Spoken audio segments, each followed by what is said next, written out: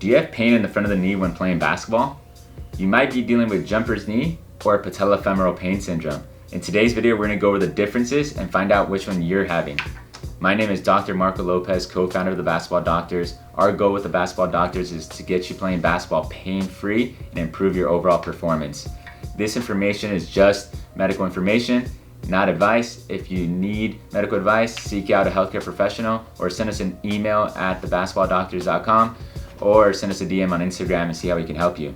But let's just jump into the topic of what is my knee pain that I'm having when playing basketball. So, if you're having knee pain in the front of your knee when playing basketball, the two most common diagnoses are jumper's knee and patellofemoral pain syndrome. However, I bet you probably have more patellofemoral pain instead of jumper's knee. So we're going to go over the differences. So patellofemoral pain. So patellofemoral pain comes from this patellofemoral joint.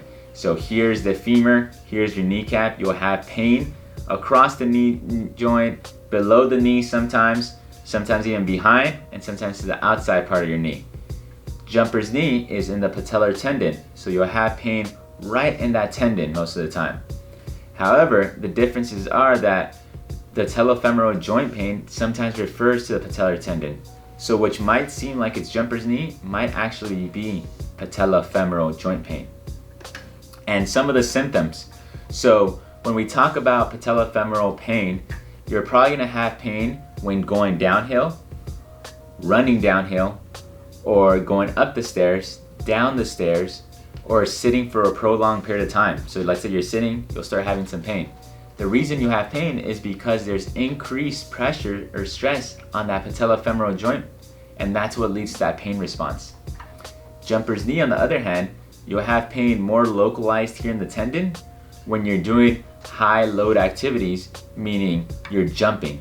So you're not gonna have, so let's give you an example.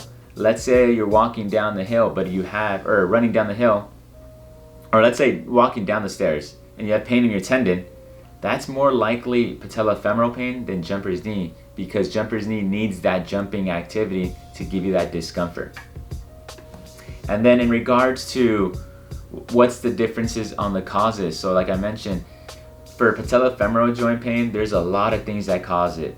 Here's a video on where we go over all things patellofemoral joint pain, but to quickly summarize it, it could be patella hypomobility, meaning your kneecap is not moving the direction it's supposed to be moving. The kneecap should be moving in 4 directions, up, down, to the outside, to the inside. Or it could also be due to weak quads. The quads aren't strong enough, leading to more stress in the joint. Or weak glutes. The glutes are not offloading the pressure from the knee joint.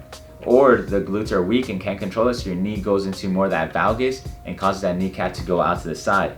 So when you're squatting or about to jump. Or it could be also your ankle mobility. If you don't have good flexibility in the ankle, there's gonna be more stress in the patellofemoral joint. As opposed to jumper's knee is more with load. So normally what we see is athletes start jumping more. They start doing more activity than they're used to, and their muscles aren't strong enough to respond to that activity in their tendons. So what happens is its tendons start breaking down. But whenever we have, let's say you have pain after a weekend of playing basketball, that's more jumper's knee, because what happens is that jumper's knee got reactive or got flared up. So let's say you played 8 games and you've only played 5 games every other weekend. Because you played those 8 games, you had increased load, it exceeded the capacity of the tendon, and that's what led to that jumper's knee flare up. So those are some of the differences in the presentation and the symptoms. So in regards to the treatment, is the treatment the same for both of them? They're actually a little different. So jumper's knee, you're gonna have to do some isometrics, really strong isometrics, really get that tendon working in the beginning. However, with patellofemoral joint pain, when you're gonna do some heavy isometrics, it's gonna hurt your knee joint more than anything else. So you won't be able to do them. So that's why the treatment's a little different, where for patellofemoral joint pain, the deeper you squat, the more pain it is in that knee joint. However, for jumper's knee, there shouldn't be a problem there.